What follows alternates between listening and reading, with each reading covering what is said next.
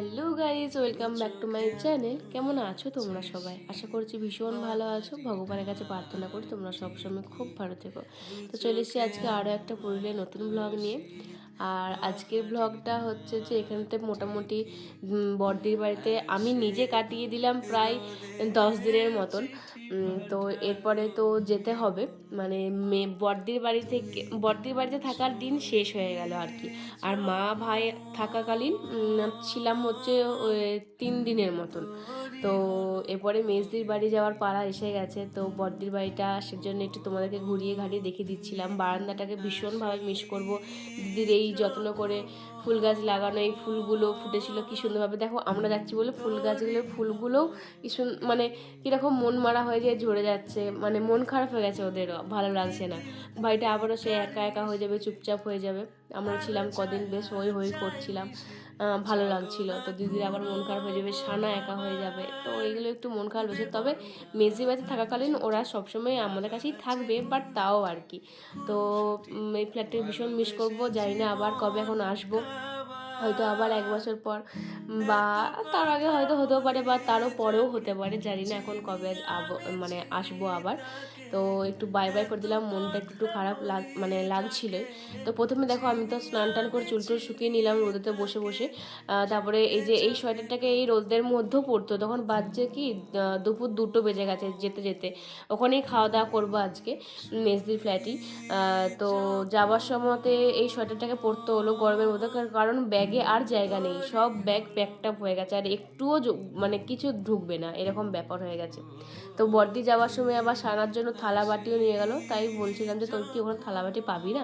বলছে না পাবো, তাও নিয়ে চলে যাই যদি দরকার লাগে আর কি, বা ইনচার্জ তাই জন্য। তো নিয়ে নিল। আর সানাও তো খুবই খুশি হয়ে গেছে, দেখতেই পাচ্ছ ওকে দেখে যে ও কতটা খুশি ও ভাইয়ের কাছে যাবে বলে। তো নিচে নামতে নামতে তারপরে টোটো পেয়ে গেছিলাম। টোটো পাওয়াতে মানে একজন ছিল আর কি, তা সত্ত্বেও আমরা বললাম যে কখন যাব না যাব, পাবো কি পাবো না, তো চেপেই পড়িটাতে। তো দিদিটা তারপরে হসপিটালের কাছে নেমে পড়ছিল, তারপরে আমরা কিন্তু চলে গেছিলাম। তো সানা ওইদিকে চিপে বসে আছে, সেজন্য বলছে মা একবার সরো, দিদা একবার সরো, আমি দেখতে পাচ্ছি না কিছু। মাঝখানে আবার ঘুমিয়েও গেছিলো, এরকম করে করে যাচ্ছিলাম মজা করতে করতে। তো ফাইনালি তারপরে কিন্তু দেখো আমরা কিন্তু পৌঁছে গেছি।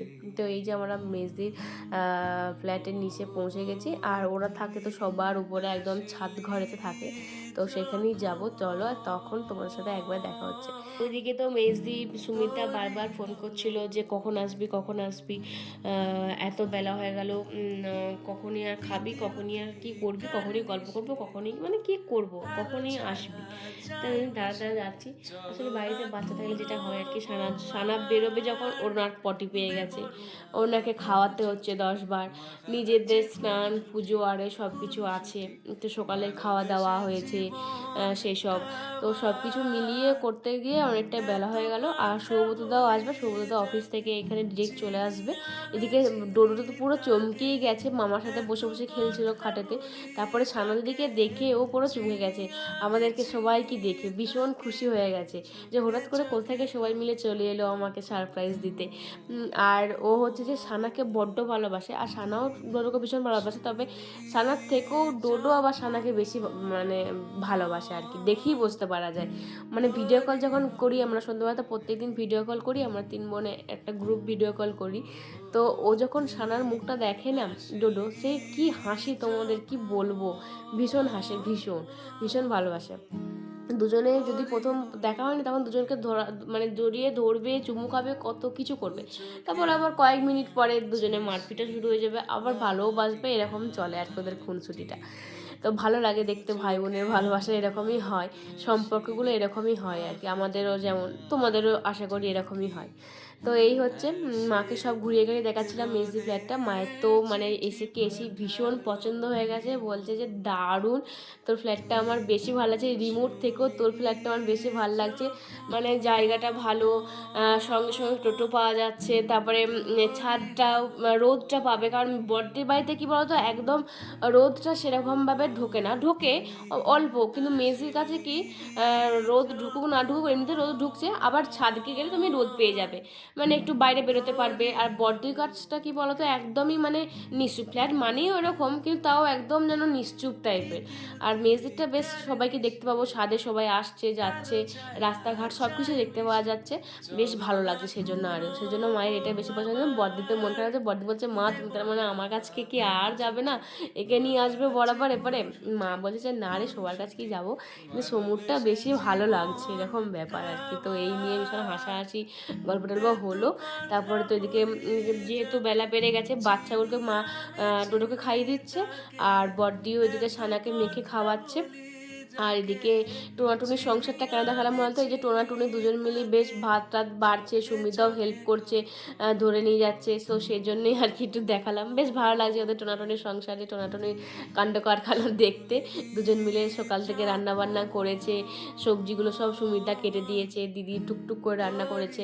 এই প্রথমবার দিদি মানে রান্না তো করেই বরাবরই, বাট এই এত কিছু মিলে দিয়েছে, কারণ বর দিয়ে আমাদেরকে কিচ্ছু করতে দেয়নি, মানে একদম পুরো রেস্টে কয়েকটা দিন কাটিয়েছি, কিচ্ছু করতে দেয়নি, একটা কিচ্ছু না। সেই জন্য মেজদে বলেছে যে আমার বাড়িতে গিয়েও তোমরা কিচ্ছু করবে না, আমি সব করব।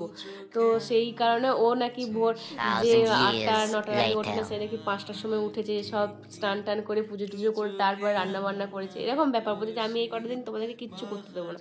তো এই হচ্ছে ব্যাপার। তারপর তো খাওয়া দাওয়া বেশ হয়ে গেল, বেশ ভীষণ মজা করেছি। দিদি করেছিল বেগুন ভাজা, আলু ভাতে, শাক ঘন্ট, মাছের ফুলকপি দিয়ে মাছের ঝোল। তো খাওয়া দাওয়া করে তো আমরা একটুখানি জাস্ট শুয়েছিলাম, তারপর সন্ধ্যা হয়ে যেতেই আমরা কিন্তু আবার বেরিয়ে পড়েছিলাম। বলেইছিলাম তোমাদেরকে যে মা যতদিন থাকবে ততদিন কিন্তু আমরা বেরোবো, কারণ ঘর চলে এসে আসলেই তো মানে সে একঘেয়েমি হয়ে যাবে, ঘর থেকে তো আমি আর বেরোতে পারবো না, আমি আর মা। তো সেই জন্য ওখানে যতদিন থাকবো বেরোবো, মজা করবো একটুখানি, যাতে মনটা ভালো লাগে, মাইন্ড ফ্রেশ হয়। সবসময় তো বুঝতেই পারছো একটা মনের মধ্যে দুঃখ কষ্ট আমাদের চলতেই থাকে, যতটুকু একটু ভালো লাগা যায়, তো সেই জিনিসগুলোই করা আর কি মাকে নিয়ে। তো আমরা কিন্তু টোটোতে উঠে পড়েছি, এরপরে কিন্তু আমরা যেটার উদ্দেশ্যে যাচ্ছি মানে সেখানেও কিন্তু পৌঁছে যাবো। ভীষণ এক্সাইটেড ছিলাম, কেন বলো তো, তোমরা কি কেউ গেস করতে পারছো কিসের জন্য এসেছি? কি ভাবছো, আমার বিয়ের গয়না কিনতে এসেছি? আরে না না না, সামনেই দিদির অ্যানিভার্সারি আসছে, তো সেই কারণে ও কিছু নেওয়ার ইচ্ছা ছিল, সেই জন্যই এসেছিলো। এখানে ভিডিও করা অ্যালাউ ছিল না, বাট তাও আমি লুকিয়ে লুকিয়ে একটুখানি টুকটাক করেছিলাম। তো ওর তো একটা জিনিস পছন্দ হয়েইছে, আর তোমরাও জানাবে ওই জিনিসটা কেমন হয়েছে। ওই যে এখানে দেখতে পাওয়া যাচ্ছে একটা পেন্ডেন্ট সহ হার কানের আছে, ওইটাও পছন্দ হয়েছে। তোমরা জানিও এটা কীরকম হয়েছে। তো ভালো লাগলে অবশ্যই আজকে ভিডিওটা লাইক কমেন্ট শেয়ার করতে একদম ভুলবে না। দেখা হচ্ছে পরের ব্লগে খুব তাড়াতাড়ি, তখন ভালো সুস্থ থাকবে, বাই।